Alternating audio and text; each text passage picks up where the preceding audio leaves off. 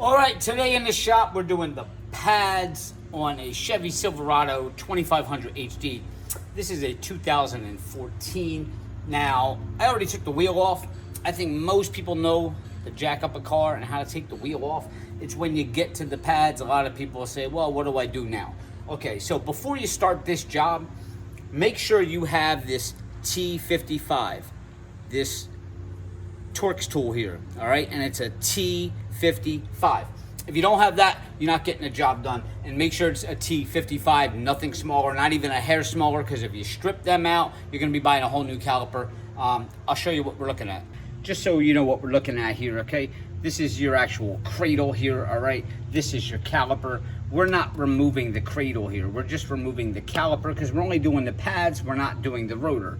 All right, so we don't need to loosen this, which is held on back here by a bolt here, and there's another one on the back in the on the bottom.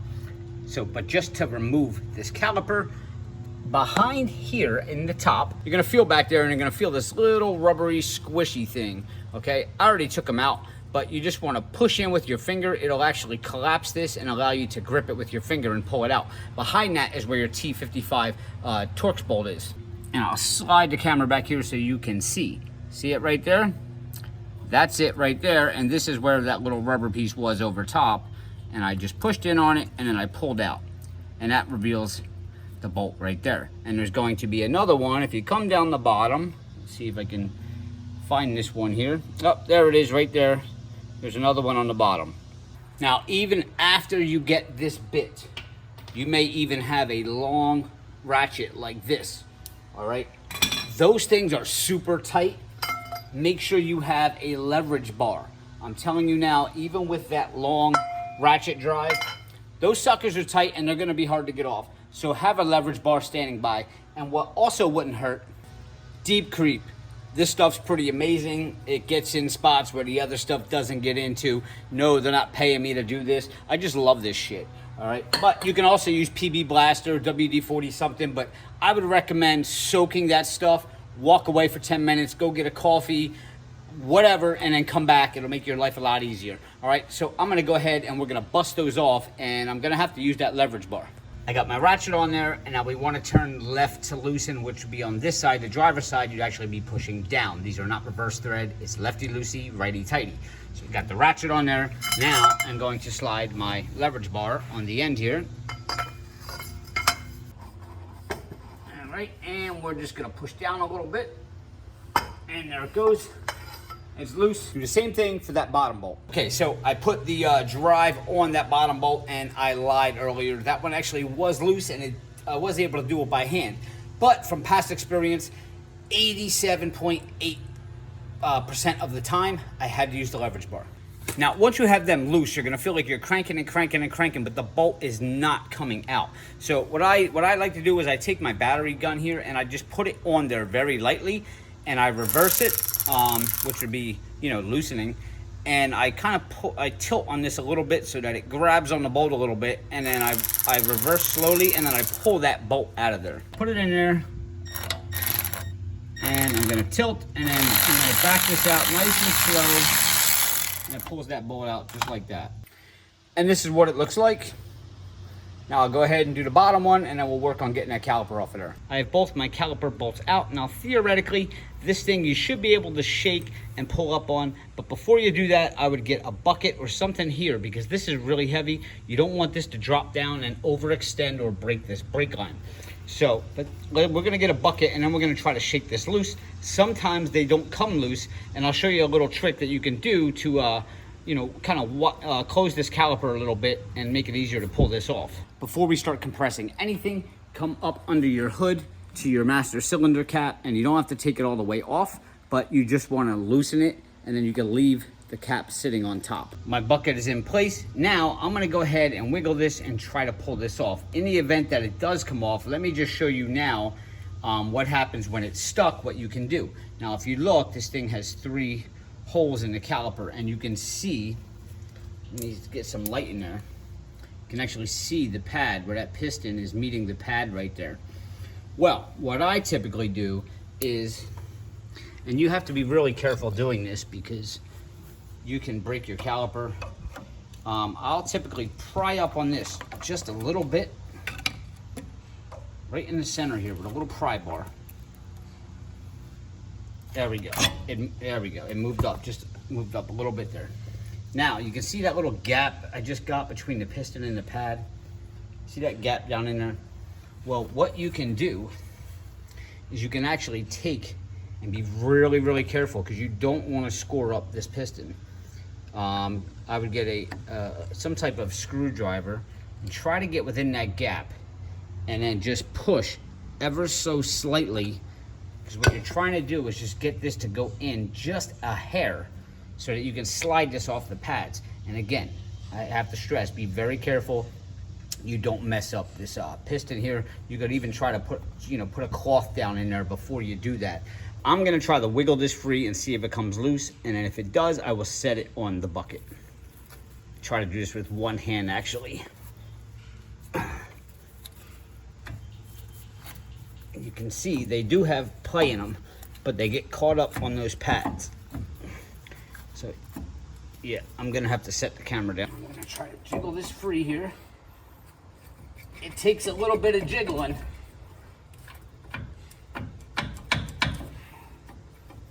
And you can even get your pry bar, put it up in the top up there, and just kind of tap up on it.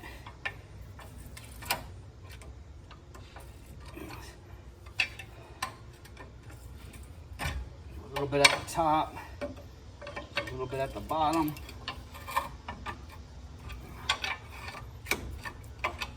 Let's see if we got enough here.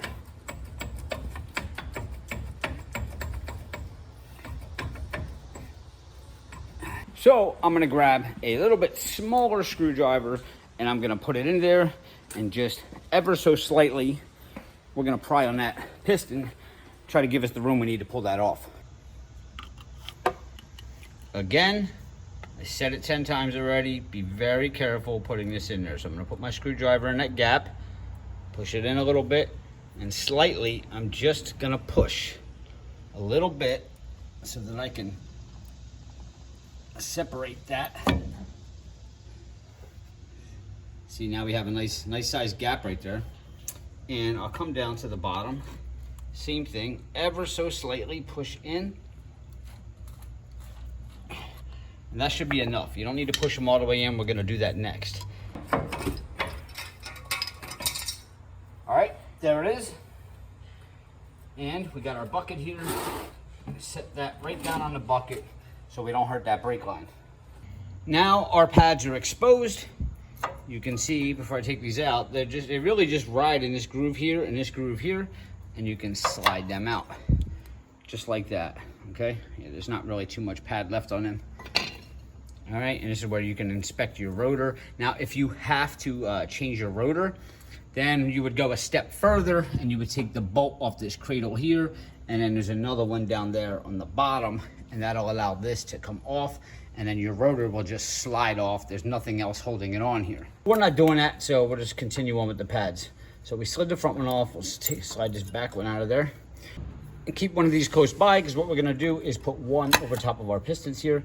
We're gonna put our C-clamps on here, and we're gonna compress those pistons the rest of the way in, so that once we have our new pads on, they'll be a lot wider, and then this caliper will be able to slide over them. So prepping this area for your new pads, you're gonna have these little metal retaining clips here in your cradle. These you pretty much just pull out. Now, before you pull them out, take note of how they go. You're gonna get new ones with your brakes, and these only go on one certain way. All right, so you don't want to start jamming this up in there, because then this part right here is rubbing on your rotor. All right, so look at how this is, and you can see this side comes out and in there. So that's the one that we need to find. And it looks like it's going to be that one that matches with that. So basically what you'll do is these should pull out by hand.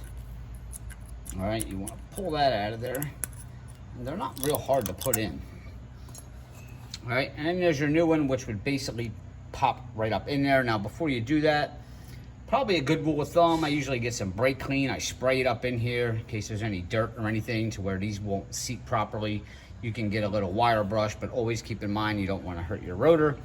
And you can get a little bit of grease and put it in here. Good rule of thumb, anywhere that metal touches metal, I usually put a little dab of grease, just to prevent squeaking and stuff like that. All right, so I'm gonna go ahead, take all my clips off. We're gonna prep the area, replace these, and then we'll pick up and putting the pads on. So I got all my retaining clips in there. I put a little bit of grease on them. Now, before we go ahead and slap our pads on, and just because we've been working all in this area, we got fingerprints and stuff all over the rotor here. We're just gonna take some brake clean, and we're just gonna hose down our rotor here. And we're gonna wipe it down. And you wanna do the other side as well. And just get any of those contaminants off of there before we put those fresh pads on there. With your area clean now, you can see the tab here on your pad and the tab here on the bottom. And they basically are gonna slide into those tracks. Just like so. A little tricky with one hand.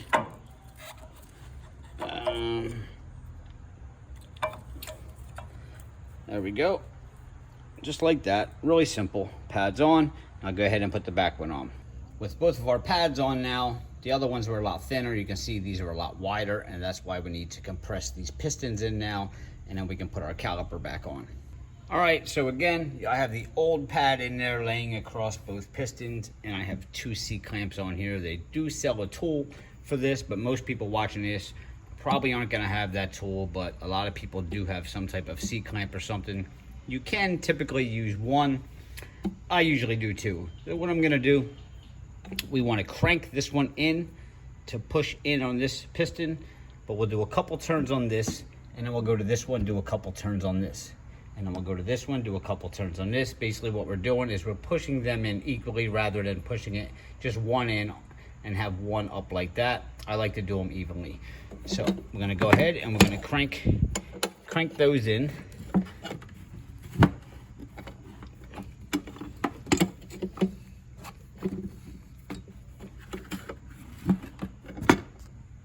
All right, I have them both cranked all the way in. You can see now the pistons are completely retracted inside of the caliper. We can remove the C-clamps. What I'm gonna do now, prior to putting this over top of our brake pads here, you can see there's a lot of crud and stuff in here. I'm gonna go ahead, spray this down, get a little wire brush. I'm gonna clean this up. And then I'm just gonna apply some grease to some of the areas here, but you wanna keep in mind that you don't score up these pistons at all, okay? Very important, they have little rubber boots along them. You don't wanna rip them up or anything. We're just gonna try to clean this area all around and get a nice base there. You can see I kind of sanded down my base here, the wire brush or whatever. Got most of it off. A lot of it's just really hardened rust. We're gonna go ahead and we're gonna put this back on. If you had your rubber boots fall off, this is where it becomes a little bit challenging. I mean, you can buy new boots, but let's assume that you are home, you're in your driveway trying to do your brakes. These things fell off on you. So basically when you tip this back over and you're aligning your bolt holes at the top and the bottom, it gets a little bit tricky, and it's gonna be hard for me to film this with one hand, especially with this little area that I have here. But when you slide your T55 bolt back in here, you don't want it to come past here. It's gotta be level with this, all right, so that it can fall down over here. But you're gonna have to try to get these in between.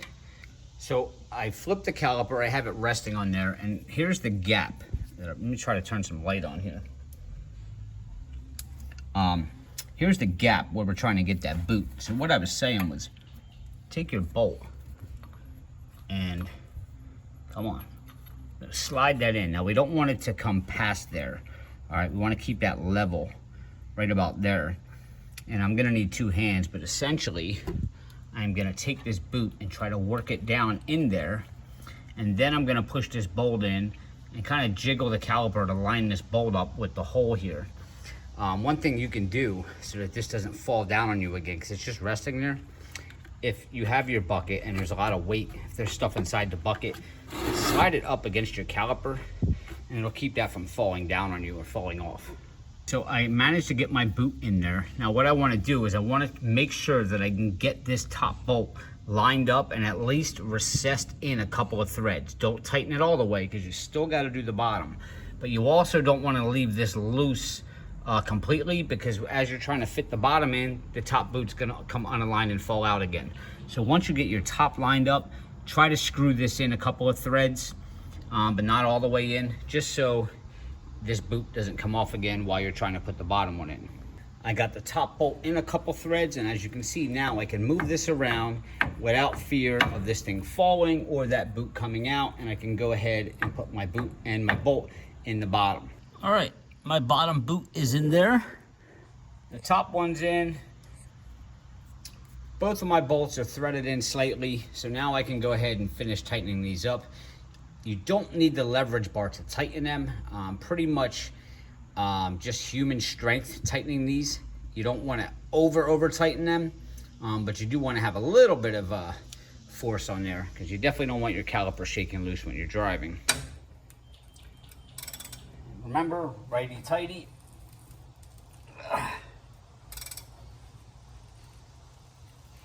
That's good.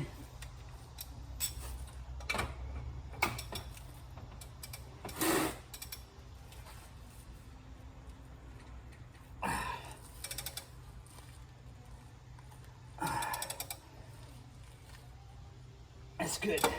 And there we are. Everything is back assembled again. What you want to do now is go back up top, and we just want to tighten this master cylinder up again.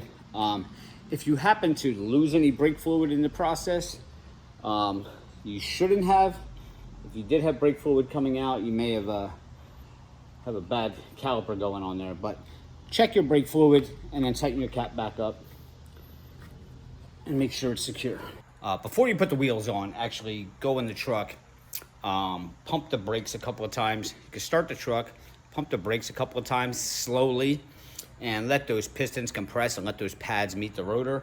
And also then come out and make sure that there's nothing that's leaking.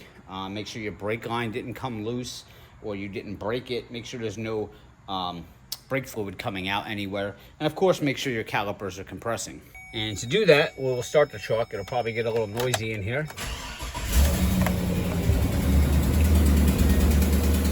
And don't push down fast right away. Just push down ever so slightly, let up, push down. You're gonna feel it go to the floor at first. Let up, push down, and you're gonna feel it start getting tighter and tighter, and that's probably because your pads are now meeting the rotor. And do that a couple of times. And you can come out here, inspect, make sure you don't see no brake fluid. Typically it would be coming out right here. Where this line comes in, you would see a lot of brake fluid coming out of there, but also, you know, check up top and so forth. But if you look in there, you can see now that our pads are sealed against the rotor there. And if they're not rubbing against the rotor and they're not fully compressed, then repeat the process, go back into the truck, start it up, and just keep pumping slowly, making sure that you are building that pressure until those pistons do compress against the rotor. Go ahead, throw your wheels back on when you get in the truck. And of course, as always, don't go jumping on the highway, doing 80 miles an hour right away. Take a drive just around the neighborhood, 5-10 miles an hour, whatever, just pumping the brakes, making sure everything's good, you don't hear nothing coming loose. And when you come back, crawl underneath and just take a look, make sure there's no brake fluid coming out, and make sure nothing came loose, and you're good. That's how you do the brakes on a Chevy Silverado 2500. At least those are my techniques. I always encourage everybody, watch multiple videos and see what most people are doing it. Everybody has their own way, but that's how I do it. And please, guys, hit subscribe below. Give me a thumbs up. If you have any questions, leave a comment in the comments, and I'll see you next time.